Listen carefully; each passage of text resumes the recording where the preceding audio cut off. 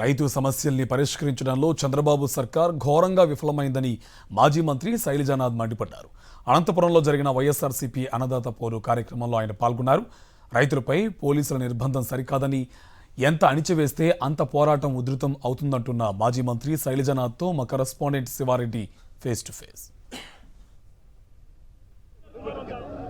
YSR Congress party చేపట్టిన అన్నదాత పోరుకు రైతుల నుంచి పెద్ద ఎత్తున స్పందన లభిస్తోంది. మన ముందు వైఎస్ఆర్ కాంగ్రెస్ పార్టీ నేత మాజీ మంత్రి శైలజానాథ్ గారు ఉన్నారు. ప్రధానంగా శైలజానాథ్ గారు చెప్పండి, పోలీసులు నిర్బంధం విధించినప్పటికీ ఇంతమంది రైతులు తల్లి రావడం ఎట్లా చూస్తారు?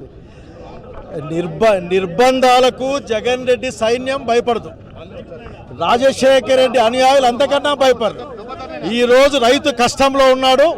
జగన్మోహన్ నాయకత్వాన రైతు కష్టాన్ని బయటికి చెప్పడానికి, చంద్రబాబు నాయుడికి చెప్పడానికి, వాళ్ళ మెడలు వంచడానికి కార్యక్రమం. నిర్బంధం మమ్మల్ని ఏం చేయలేదు.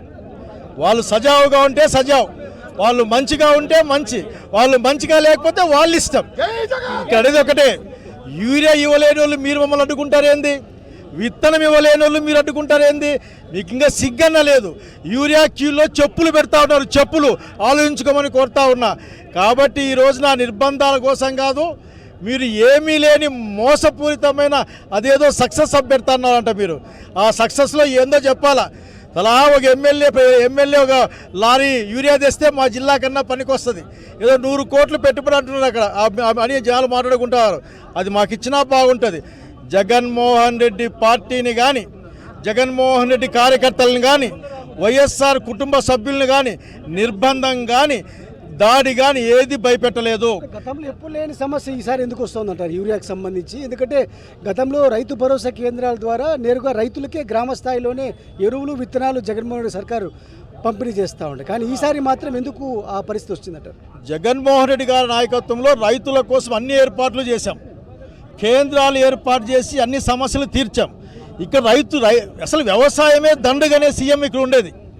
అసలుకి రైతుల పట్ల ఏమాత్రం ప్రేమ లేని డిప్యూటీ సీఎం ఊరికేనే కబుర్లు చెప్తారు. ఈ రోజున యూరియా బ్లాక్ మార్కెట్లో అమ్ముకుంటున్నారు అని చెప్పేసి వాళ్ళ పేపర్లే రాస్తాయి, వాళ్ళ టీవీలే చెప్తాయి. యూరియా వాళ్ళే ఎత్తుకుపోతున్నారని రాస్తాయి. ఈ రోజున యూరియా అనేది పెద్ద స్కామ్. అది అధికార పార్టీ వాళ్ళు దాంట్లో ఇన్వాల్వ్ అయినారని చెప్పేసి స్పష్టంగా కనిపిస్తూ ఉంది. ఈ వార్తలు వింటూ ఉన్నాం. రైతుల పట్ల ప్రేమ లేదు, ప్రతి చోట వ్యాపారం చేయడం తప్ప కూటమి ప్రభుత్వానికి ఇంకోటి అవకాశం లేదు. కానీ ఒకటే మాట చెప్తా ఉన్నాం, జగన్మోహన్ రెడ్డి నాయకత్వాన రైతాంగం పక్షాన వైసీపీ శ్రేణులు నిరంతరం పోరాడతాయి, నిక్కచ్చిగా పోరాడతాయి. మీద ఆందోళన కొనసాగిస్తామని స్పష్టంగా శైలజానాథ్ గారు పేర్కొంటారు. శ్రీనివాస